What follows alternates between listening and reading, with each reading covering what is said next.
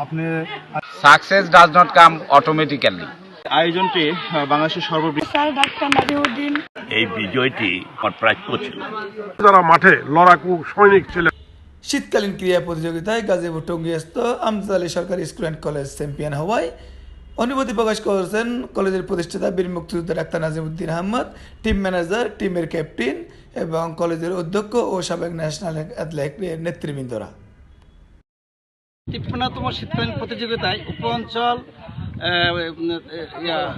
উপজেলা, জেলা এবং উপঅঞ্চলে এবং আঞ্চলিক পর্যায়ে চ্যাম্পিয়ন হয়ে সারা বাংলাদেশে আমার প্রিয় স্যার ডাক্তার নাজিমুদ্দিন, আর আমার আরেক বেস্ট রফিক স্যার, আর আমাদের ম্যাম আছে ফাতেমা ম্যাম, আর শামীম স্যার, আর আমাদের টিম যে পুরো অল টিম সবার সাপোর্টে আমাদের আর জয় সম্ভব হয়েছে। আর আমাদের যে বেস্ট ছিল রাজ্জাক স্যার। যে গত 22 তারিখে মাননীয় সচিব মহোদয় স্যার উদ্বোধন করছেন।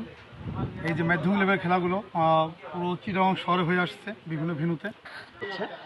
এখানে আসলে সারা বাংলাদেশ থেকে এই কর্মরত শিক্ষার্থীরা একদম প্রতিষ্ঠান পর্যায় থেকে 26 জানুয়ারি থেকে শুরু করেছে এই খেলাটি, আর যার হচ্ছে পর্দা নামবে আগামী 27 ফেব্রুয়ারি, আগামীকালকে এই পর্দাটি নামবে।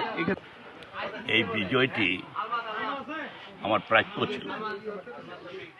এই বিজয় এইখান থেকে বিজয় বেশে আমার টিমকে নিয়ে যাওয়ার জন্যই আমি পদ্মা অঞ্চলের পক্ষ থেকে আমার স্কুল এবং আমার মেয়েরা আজকে এখানে অংশগ্রহণ করেছে। স্কুল অ্যান্ড কলেজের সাথে আমার সম্পৃক্ততা 2004 থেকে। সবার পক্ষ থেকে ধন্যবাদ এবং কৃতজ্ঞতা জানাই।